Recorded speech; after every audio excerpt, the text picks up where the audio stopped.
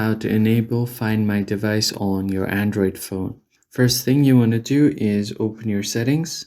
But before we begin, make sure to hit like on the video and subscribe to the channel for more informative content like this. Also make sure to turn on post notifications so you don't miss out on any new videos. Alright, so once you've opened your settings, what you want to do is scroll down till you find your security or your privacy. So just tap on security and privacy.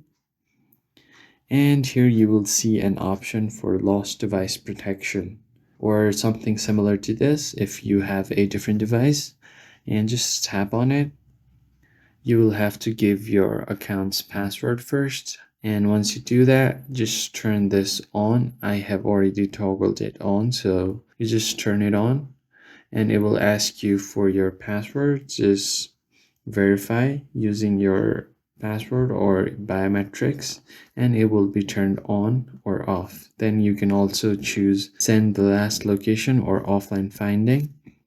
So what this will do is it will help you locate your phone even if it's online and help others find your device.